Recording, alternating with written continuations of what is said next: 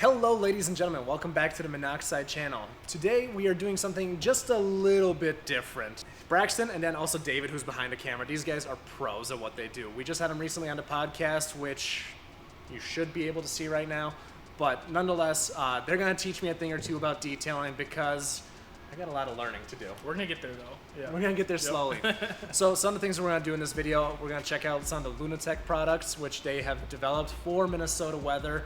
I think that's a good way of putting it. Yeah, absolutely. We're going to jump on in, do a quick wash, and then show off some of the products. Perfect. Yeah, let's start with wheels. So we're going to start with Loonatek on this wheel. We're going to spray it pretty liberally on the entire wheel and caliper, including the barrel. We're going to do this one together, and we're going to set hairs loose on the rest of the car. And this is the one, you want to spray it on a ton. This is the one that turns purple, right? Correct. And if you're looking closely at it, it's turning purple on that rotor and on that caliper already. And you want it to be on there for like 20 seconds, usually? I mean, you can even go a little bit longer. On a wheel like this, that's really in kind of rough shape. So long as you're not in direct sunlight or working with hot wheels. Is this supposed to be smoking? It's because we were just driving Harris, remember? Yeah. It took me ripping. Yeah. But yeah, it's totally fine. It's just it's a heat thing. It's not like a chemical. Yeah, brake boosting will do that. Yep. Now, basically, we're just going to grab this guy out, our barrel brush, and start from the top and start working our way down. And this might be, on wheels this bad, a situation where you have to do it twice. I love how you called it a situation. A situation. This vehicle is a little bit of a situation. So these are my winter beater wheels, right? I don't think they've ever been cleaned. It's possible. Like, this isn't my curb rash on here. This is not my curb rash. I need you to understand that this is the previous owner's curb rash. So then do you typically start with the wheels? I do typically start with the wheels. Yeah, it's just an easy way. I mean, honestly, when we're in our normal wash process for customers, we're spraying the iron clear on the wheels, letting it sit for a little while, doing the initial rinse. But for, teaching people what to do purposes, it's easy to just let them start here and work forward from there. So you can use brushes and stuff too, but this can oftentimes be a lot easier. Don't remember these wheels being this color. Not like even ever. recognizable at They're this point. not We're just recognizable. getting started. Throw that brake duct on the ground. Part. The face is pretty easy to clean. You need that chemical to help you on the inside though. All right, cool. And you just let it sit for a little bit before you do anything, or you just send 20, it? 30 seconds. Okay. I mean, yeah. Gives you time to contemplate life. Yeah. Do you have a lot of these moments where you just sit here for like 20 seconds, just staring, just wondering? There's times, yeah. Absolutely. Is it fat guy proof? Yes, trust me. Oh, dude, this is sturdy. This is like an intervention. Get that bad boy stuffed all the way up in there and then back and forth, just like that. Dirty wash mitt that I drop on the floor. One last step. Yeah? Lugs and caliper. It's a labor of love. Yeah. Love is the word we'll use. And then again with the aqua bead, this is just to basically make it a little more hydrophobic. Exactly. Just a little bit easier to clean the next time. Yeah, totally. So this is definitely like a bonus, not 100% necessary, but exactly, if you want to add just a little bit of protection super easily, it's a good route. So just go ahead and spray again. It's just beating right off. So It should be easy. So it's a bug remover. We've developed it as a bug remover. However, it can remove any sort of organic compound. It will at least start breaking down whatever it is that's on the surface. So bugs, bird droppings, tree sap, and even organic tar. Band-Aids?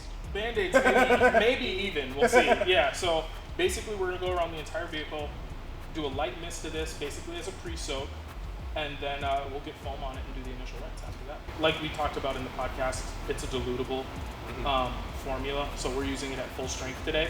If you're first time using this, you're out in the sun or something like that, do it at least 1 to 1. So 1 part water, half the chemical. So you can see it literally melting all of this road grime tar away and dripping it down onto the floor. One of the things that sucks about this car is, I don't know if it's like an aerodynamic thing or whatever, but literally right after this wash, this is all gonna be black again within 10 minutes.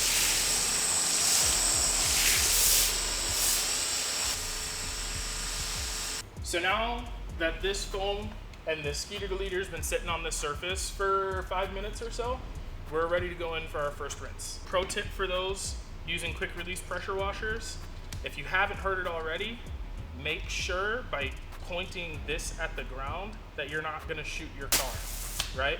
Sometimes that initial blast of pressure will shoot this tip right out of the gun, and wherever you're pointing it at, it will go and dent something. So always aim it at the ground first. The main areas that you're gonna worry about your contamination is behind your brakes, kind of this shadow here. Yep, that airflow. Yeah, exactly. And then the rear bumper, but get it everywhere. Trunk, roof, the whole door, just make sure you get it a little denser down in those areas. Is there any worry of leaving this on too long? In the sun, with everything that's got pH, anything that's got chemicals in it, you want to be careful when you're in the sun or in the heat. So spray the whole car within like 30 seconds. Get foam on it or rinse it off. Real quick, check this out. Hopefully the camera's picking up on that. That is turning purple. Oh, look at the rear, dude. Dude, have you seen this? Dude. Gnarly. All right, so Loonatek's been sitting here for about 5 minutes, as we discussed. Don't leave it on that long in the sun because you will destroy your paint. Just because chemical processes and all that fun stuff. But nonetheless, since we are in a controlled environment, we were really able to let it bake in there, get all that iron out, which has been sitting there for a while. So now we're gonna go in there with the foam cannon and do it up. You want to get something that's like relatively high quality, something really soft that you're not going to scratch stuff with, but it doesn't have to be $25 wash mitt. You don't have to overdo it. They do the same job. Exactly. Replace them when they get dirty and old, and you're good. Work our way down. Explain to the people what you're doing. Yeah, so right here, we just ran into a little bit of tar that wasn't going away throughout the wash process so far. So even with the ski deleter rinse at the beginning, and even with using a wash mitt, this stuff is just still smearing around nasty. So what you can do if you're in the middle of the process and you notice something like that, just grab your ski deleter, spray it on straight, get your wash mitt, and you should, even now after just a couple seconds, be able to pretty much wipe it right off. Dude.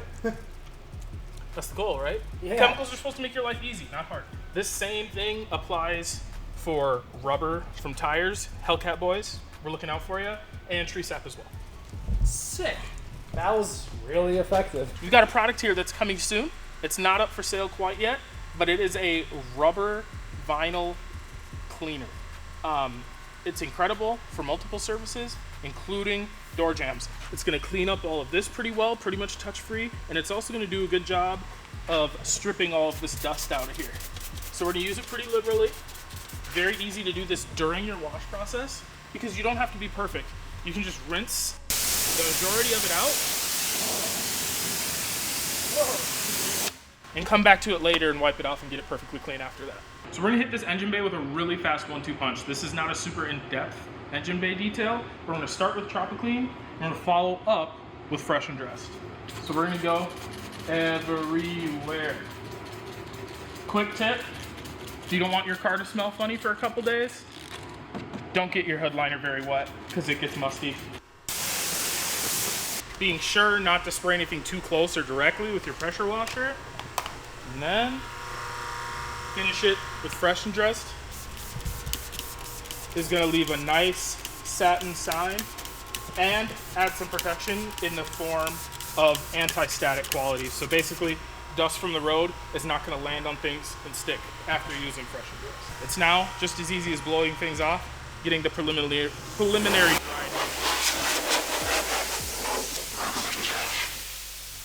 Next step is going to be our clay bar. We're going to use our product Aquabead, our rinseless wash, as a lubricant for our clay material. It's also going to leave some protection behind. So we're going to spray half the hood here. Get some on our clay material. Go ahead, work out some of those embedded contaminants. Now that we've got a smooth, clean surface, we can also see just how hydrophobic Aquabead is. We've got our uncoated portion of the hood over here and our Aquabead coated portion of the hood over here after just one application. Wow.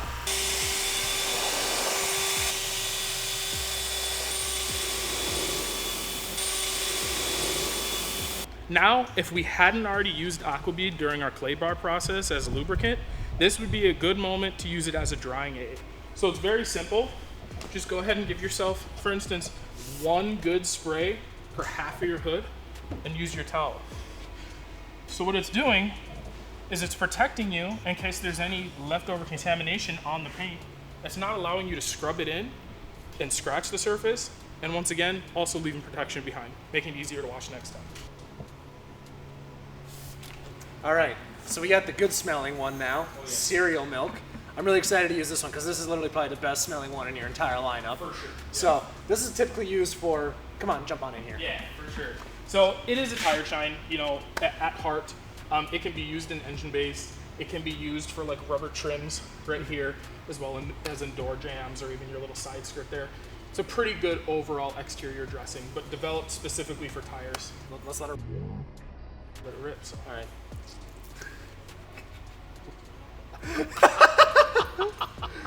It's okay. It's all good. All right. So we go one time around the world.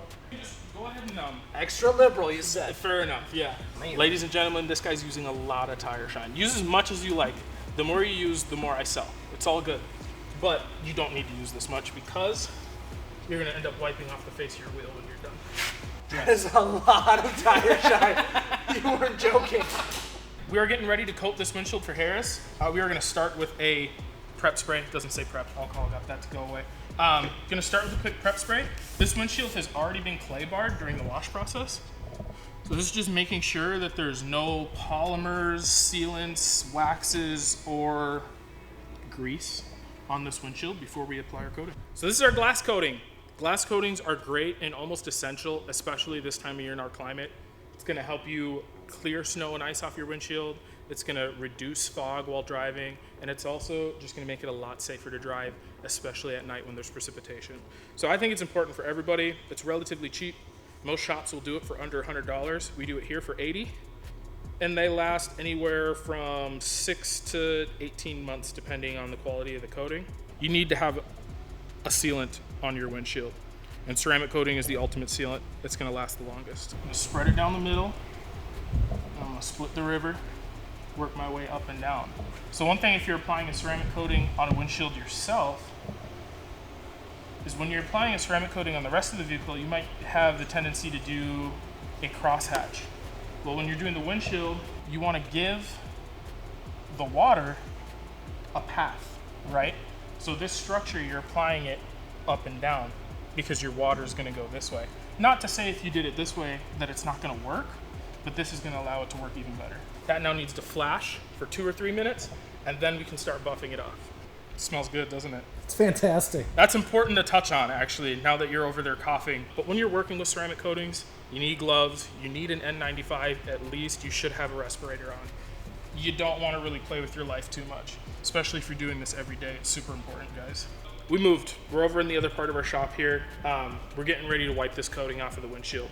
Like I said, most ceramic coatings, you have to let them flash for a certain period of time. This one happens to be 2 to 5 minutes. So I'm gonna come in with 2 towels, a short pile towel and a high pile towel. I'm gonna use the short pile towel first to kind of level that coating. And then I'm gonna come in with the high pile towel to remove the rest of the residue and bring it to a shine. All right, guys, so we are getting ready to do the hood on this GTI in Crystal Serum Ultra. Basically, the preparation necessary before we can apply this coating, we're gonna do a quick 2-step polish on this hood. It is white, but there are some deep scratches we wanna try to grind out. And then we're gonna hit it with a prep spray, get all that polishing compound off, and get it coated. I'll leave this to the pros. Keep working on keeping that pad flat though. Watch the pad and keep it flat on the panel. And you usually start with it on the paint like this, right? Sure. Yep. There's a lot of square. That's awesome. Yeah, let me grind the rest of this out and Yeah. we'll get it. I'll leave that to the pros. That's all you, dude. So the hood is polished to as perfect as it's gonna get, Harris. It's prep sprayed. We're gonna come in with the Crystal Serum Ultra now. We're gonna do this hood in halves. We're gonna start with the driver's side. I'm already prepped here just to give you a little. Once again, I'm gonna split my river. This is gonna allow me to get even coating across this entire half of the hood. With Crystal Serum Ultra, it has almost 0 flash time. That's why it's super important to get coatings like this installed by professionals. In fact, professionals are the only ones that can get their hands on Ultra. It's pretty serious. So you've got to get in there and level it right away. Otherwise, you're going to end up with high spots. High spots cause problems. Problems such as Unhappy customers, because it doesn't look good. Basically, it creates a cloudy, you know, sort of wherever you didn't fully level and finish off that ceramic coating is going to leave a cloudy streak, essentially, that is almost impossible to remove.